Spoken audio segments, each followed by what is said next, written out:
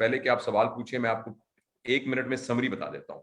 Summary मैंने आपको ये बताई है कि जिस तरीके से हमारा जिस्म बीमार हो जाता है, इसी तरीके से हमारा ज़हन भी बीमार हो सकता है। जो ज़हन बीमार होता है, अच्छा यहाँ एक बात और मैं छोटी सी बता दूं कि बाज़ औक़ात ज़हन हमारा ऑर्गेनिक डिजीज की वजह से भी बीमार हो सकता है। यानी किसी को स्किज़ोफ्रेनिया हो जाता है, किसी को फर्ज करें कोई ब्रेन में हेड इंजरी हो जाती है, किसी को एपिलेप्सी हो जाती है, जिसको कोई ब्रेन में कोई इन्फेक्शन हो जाती है, तो हम उसकी बात नहीं कर रहे। हम उसकी बात कर रहे हैं जो फंक्शनल डिजीजेज हैं, जिसके अंदर कोई केमिकल चेंजेस नहीं आई हुई या किसी किस्म की एनाटॉमिकल कोई चेंजेस नहीं आई हुई, हम उसकी बात कर रहे हैं। तो उसमें जैसे मैंने आपको बताया कि जो ही बच्चा पैदा होता है तो उसका माहौल उसको सिखाता रहता है, और माहौल जहां इल्म की और ट्रेनिंग की और एटीट्यूड की क्वांटिटी उसको देता है, वहां उसकी क्वालिटी भी देता है। और 7 साल की उम्र में उसकी क्वालिटी डिटरमिन हो जाती है, जिसको हम पैटर्न्स कहते हैं। और 95% of the time all of us उसी पैटर्न के साथ ही अपनी जिंदगी गुजार देते हैं। लेकिन हम में से अगर कोई चेंज होना चाहे तो 5% की एक विंडो मौजूद है, जिसको कॉन्शियस ब्रेन कहते हैं। उसके इस्तेमाल करने से आदमी मेहनत करके अपने ख्यालात के पैटर्न को बेहतर कर सकता है। अब आपको सवाल पूछना चाहें तो please. Yes sir, thank you so much for the introduction. हमारे पास सवालात हैं, 10 से 12 सवाल हैं। मैं आपसे पहला क्वेश्चन करती हूँ और पहले से ही माजरत, क्योंकि क्वेश्चंस इंग्लिश में लिखे हुए हैं। आई कोई ट्राई बात नहीं कि मैं बेटा, वो प्लीज उसको कोई ऑफेंड ना महसूस कीजिएगा, कोई बात नहीं, मैं भी बीच में इंग्लिश बोलता होता हूँ। बट मैंने तो लेकिन एज अ पॉलिसी आपको ये बात बताई थी। Yes sir. जी प्लीज प्लीज जोहा, you can speak any English, any language, no problem. Okay sir, पहले जो क्वेश्चंस हैं वो हमारे इंफीरियरिटी कॉम्प्लेक्स के बारे में है, और उसके बाद हम एग्जाम रिलेटेड स्ट्रेस की तरफ जाएंगे। तो पहला सवाल ये है कि how to overcome inferiority complex. देखिए, सबसे पहले समझने की जरूरत है कि इंफीरियरिटी कॉम्प्लेक्स होता क्या है। इंफीरियरिटी जी कॉम्प्लेक्स का सर। मतलब है कि मेरे जहन में ये ख्याल आए कि मैं दूसरों से कमतर हूं। ये ख्याल किसी के जहन में क्यों आता है? ये ख्याल किसी के जहन में इसलिए आता है कि उस बंदे के अंदर किसी खास लेवल की कैपेसिटी नहीं होती। मुझे क्यों लगेगा कि मैं जोहा की निस्बत नालायक हूं? इसलिए कि जो जोहा की कैपेसिटी है, मेरे अंदर वो कैपेसिटी मौजूद नहीं है। और उस कैपेसिटी के ना होने की वजह से मैं अपने आप को जोहा के साथ कंपेयर करता हूं, और फिर मुझे डिप्रेशन होनी शुरू हो जाती है। तो इसलिए अगर किसी शख्स को इंफीरियरिटी कॉम्प्लेक्स है, तो सबसे पहले उसको ये रियलाइज करने की, दो चीजों की रियलाइज करने की जरूरत है। एक तो इस बात को रियलाइज करने की जरूरत है कि उसने अपनी जिंदगी में अपने ऊपर मेहनत नहीं की और हार्ड वर्क नहीं किया और अपनी कैपेसिटी को इंक्रीज नहीं किया।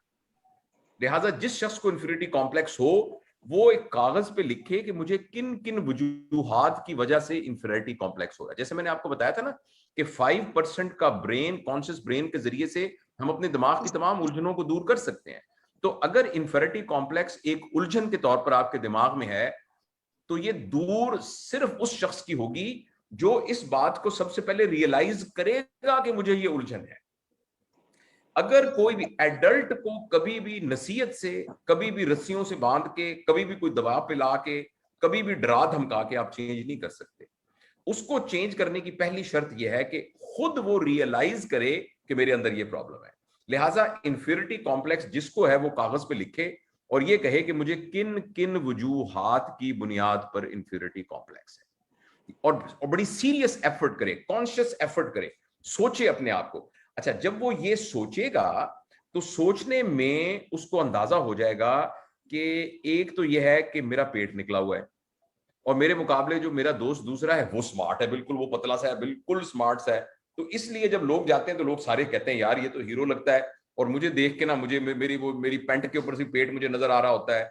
और जी, फॉर एग्जाम्पल। अच्छा, दूसरी बात यह है कि इसको हर दफा इम्तिहान के अंदर ये टॉप करता है, पहले 4-5 पोजीशनों में आता है। तो मेरी 2 दफा सप्ली भी लग चुकी है, शायद ये वजह है। तीसरी शायद ये वजह है। इस तरह 10 वजूहात वो बना लेगा। अच्छा, जब वो वजूहात बनाएगा तो फिर वो गौर से देखे कि इनमें से कौन कौन सी वजूहात ऐसी हैं जिसका ताल्लुक मेरी इन कैपेसिटी से है। ये वो बंदा जिसको सारे स्मार्ट कहते हैं, ये तो सुबह 4 बजे उठ के जिम में जाता है, तो मैं तो उठता ही नहीं हूं 10 बजे। तो इसलिए मुझे इंफीरियरिटी कॉम्प्लेक्स हो रहा है ना कि मैं एक्सरसाइज नहीं करता। चूंकि मैं एक्सरसाइज नहीं करता इसलिए मेरा पेट निकला हुआ है, तो मैं आज से एक्सरसाइज करना शुरू करता हूं।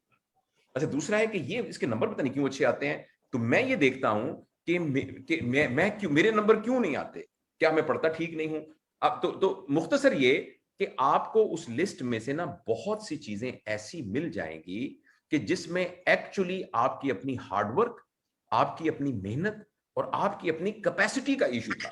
और जब आप अपनी कैपेसिटी को हल करने लग जाएंगे, एड्रेस करने लग जाएंगे, तो वो ठीक हो जाएंगे। अच्छा, लेकिन एक दूसरी कैटेगरी है जिसका ताल्लुक एक्चुअली आपकी कैपेसिटी से नहीं। फर्ज के लिए मुझे इन्फिनिटी कॉम्प्लेक्स इसलिए है कि मेरी बचपन से ही मेरी एक आंख नहीं थी, या मेरा इन्फिनिटी कॉम्प्लेक्स इसलिए है कि मेरे माली हालात बिल्कुल ठीक नहीं थे, और बाकी लोग कारों पे आते हैं और मैं साइकिल पे, इस वजह से है। यानी जो कैपेसिटी रिलेटेड नहीं है, उसमें जो सबसे अहम चीज अपने आप को बताने की है वो ये है कि अगर मैं आपसे ये कहूं कि एक सेब को कुर्सी के साथ कंपेयर करें, तो आप हंसने लग जाएंगे कि ये क्या बात हुई, सेब को कुर्सी के साथ कैसे कंपेयर करें। तो अब ये हंसने की बात है ना। इसी तरह हम कहें कि घोड़े को आप कंपेयर करें लैपटॉप कंप्यूटर से, फिर भी आप हंसने लग जाएंगे कि ये क्या कंपैरिजन है। लेकिन जो मैं आपको बताना चाहता हूं बात, चूंकि जोहा मुझे नजर आ रही है, अगर कोई कहे कि जोहा को जावेद इकबाल से कंपेयर करें, तो ये इतना ही इनअप्रोप्रिएट है जितना हम कहें कि आप मोबाइल टेलीफोन को मोटरसाइकिल से कंपेयर करें। इसलिए कि जोहा is different, I am different. जोहा जब इस दुनिया में नहीं थी तो जोहा की कमी मौजूद थी। जब जोहा इस दुनिया से चली जाएगी, अल्लाह आपको लंबी उम्र दे, तो आपकी कमी यहां महसूस रहेगी। Every human being is unique. So अगर हमें इंफिनिटी कॉम्प्लेक्स होता है किसी और से कंपैरिजन में, तो हमें यह समझना चाहिए कि वो यूनिक है, मैं यूनिक हूं, वो और है। He is an apple, I am a tree. We cannot compare with. जितना जितना डिफरेंस दो एप्पल और ट्री के अंदर है, या मोबाइल फोन और पेन के अंदर है, उतना ही डिफरेंस पर्सन ए और पर्सन बी के दरमियान है। लिहाजा मेरा तो किसी से मुकाबला ही नहीं है। I am not in competition. Apple is not in competition with tree. Mobile telephone is not in competition with motorcycle. So I am not in competition with Zoha and Zoha is not in competition with me. We are different. However, हमें बहुत competitive होना चाहिए, लेकिन हमें compete करना चाहिए अपने माजी के साथ। I have to compete with myself. मैं एक साल पहले कैसा था, अब मैं कैसा हूं, इसका मैंने मुकाबला करना है, इसको मैंने कंपीट करना है। और अगर आप देखें तो अपने आप से कंपीट करने के नतीजे में भी जो चीज पैदा होगी वो हमारी कैपेसिटी बढ़ेगी, राइट। तो इन्फिनिटी कॉम्प्लेक्स का जवाब सवाल का ये है कि हर वो शख्स जिसको ये लगता है कि वो कमतर है, सबसे पहले उसे रियलाइज होना चाहिए कि वो लगता है वो कमतर है। उसके बाद जिन वजूहात की बुनियाद पर वो अपने आप को समझता है उसको एनलिस्ट करे। उसमें से जिन जिन चीजों में उसके अपने हार्ड वर्क की कमी की वजह से उसको ये एहसास पैदा हो रहा है, उस पर वो मेहनत करनी शुरू कर दे। और जिन चीजों पर उसे लगता है कि मेरे कंट्रोल में नहीं है, तो वो अपने आप को ये समझाए कि मेरा तो किसी से कोई मुकाबला नहीं है, मैं तो किसी के साथ भी इन कंपटीशन नहीं हूं। हां, मैं इन कंपटीशन हूं अपने साथ। अगर मैं कल जो था आज मैं वो नहीं हूं, तो इसका मतलब है मुकाबले में हार गया। अगर मैं एक साल पहले जो था अब मैं उससे बेहतर हूं, तो इसका मतलब है आई एम विनिंग। तो हम में से हर शख्स भाग रहा है, लेकिन हम में से हर शख्स अपने अपने ट्रैक में भाग रहा है। मेरे साथ वाले ट्रैक में कोई कितना तेज भाग रहा है, इसका ताल्लुक मेरी मंजिल पर पहुंचने से बिल्कुल भी नहीं है। I hope I answered the question.